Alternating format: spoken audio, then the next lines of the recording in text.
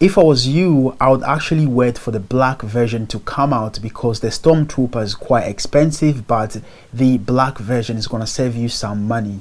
RED V Raptor, the £22,000 camera that lack so many important features, including PL mount, no dual native ISO. The camera is not even that good in low light, and it does not have global shutter, and there's no internal ND, or the camera doesn't have any 5-pin XLR inputs either. And I know it is a full frame camera, but when shooting 4K, 5K and 6K, you are only limited to Super 35. So let's say you get this camera and 99% of the time you're going to be shooting between 4K, 5K and 6K anywhere, and that is Super 35, but you still have to pay £22,000. And from the time that I'm making this video, there is no ProRes available inside the camera or in the camera, because RED have not got their approval yet, but that is subject to change. And you know, we all used to the affordable CFast card, but this one takes CFast Express Type B, which are very faster. But I do not understand why you have to use the RED branded CFast to begin with anyway, because they are very expensive. So RED, have you not made enough money before with selling your proprietary media? Please let people be free to use what type of CFast Express they want. So guys, that is the camera that we are going to talk about, and I'm going to tell you one thing that really impressed me about the new V Raptor, and also tell you a few things that would not make me spend £22,000, because come on, that is a lot of money. And like I always say, a good DP is someone who will be able to make a good financial decision. But first of all, bravo to RED for making the DSMC 3 an all-in-one camera. And if you know RED, they are very strategic the way they used to make their money. I mean, the way they used to make their camera.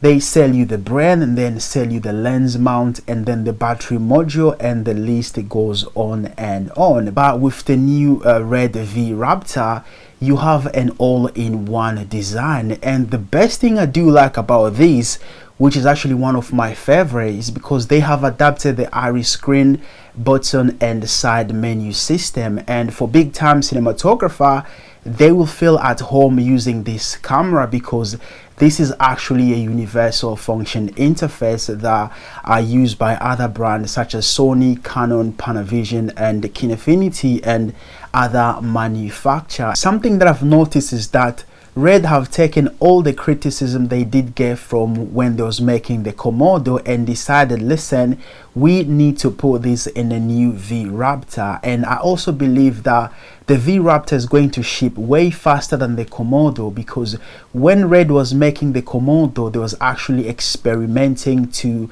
kind of make a small camera but still good. But now they do know everything, and one thing that RED doesn't know yet is how pissed off their previous customer are, because it's been over 8 months and people still have not received their Komodo yet. But one thing that I have to say to RED, big up to you guys. And I just love the audacity of making a new camera when you still have not delivered the last one, and you convince the same people to swipe up their credit card and buy it. I'll give you guys that one. But speaking about the RED Komodo, let's start with the body. And something that people used to complain about was the lack of a few custom buttons on the Komodo, but the new RED V Raptor has a few buttons that you can preset or assign anything that you like, which helps to making the camera navigation very easy and setting up way faster. And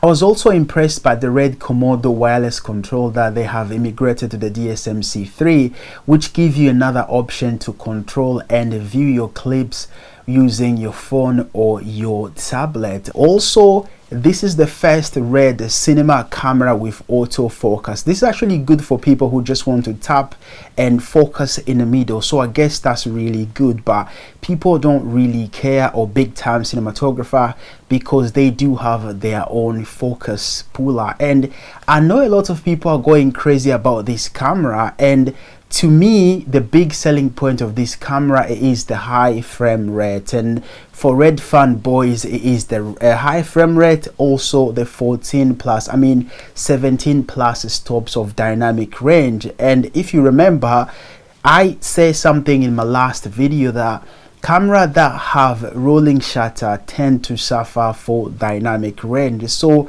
the 17 plus stops of dynamic range, I will take that with a pinch of salt, because RED is known for just putting the number out there, and then when they do lab tests, it's usually less than what they advertise for. So again, I do love RED, and I still believe that the Gemini is their best camera.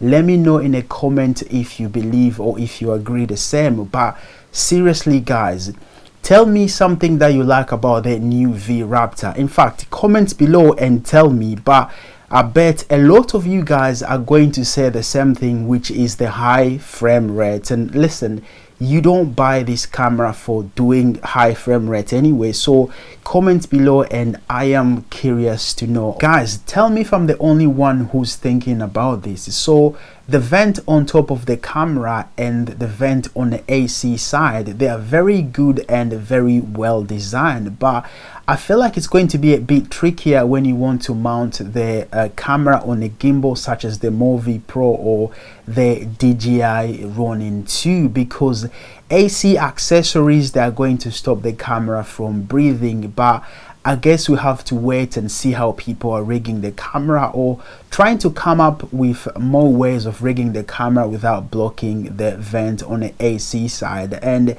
I feel like there's so much information about this camera that are still missing, or to me, I still need to receive so much more information. So there's few things that I thought I was going to get on the RED live stream, but they did it the ghetto way and they skipped so many important questions. But there's few things that I need to know. Does this camera have an HD proxy workflow? What is the ISO range? What is the boot time? What's the black shading time?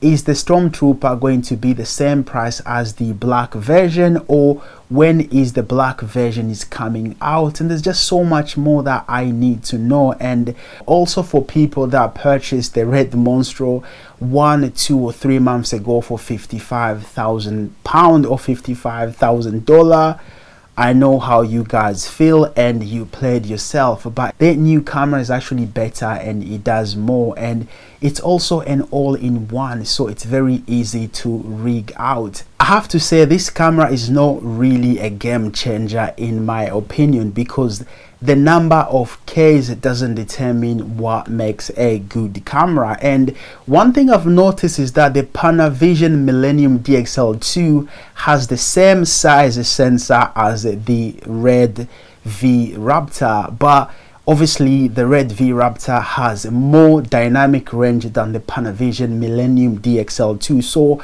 I would love to see this camera side by side and see which one perform better. Another thing that I was not happy with is that, you know what, for a £22,000 camera, I was expecting to see some cool promo for the camera, but I was surprised to see that the camera is out and there's not that many things shot by that camera anyway. And obviously, you know, RED, they have these cool marketing things when they give it to celebrity, and I've not seen anyone that actually shot something that I will say, you know what, that would make me buy this camera. I remember someone asked in the live stream, like, hey, is there any footage? And Jared said, listen guys, it's too early for this, but how can you expect someone to actually pay 22k with their own money, or whichever way they found the money, that's their problem, but they're not actually enough footage for them to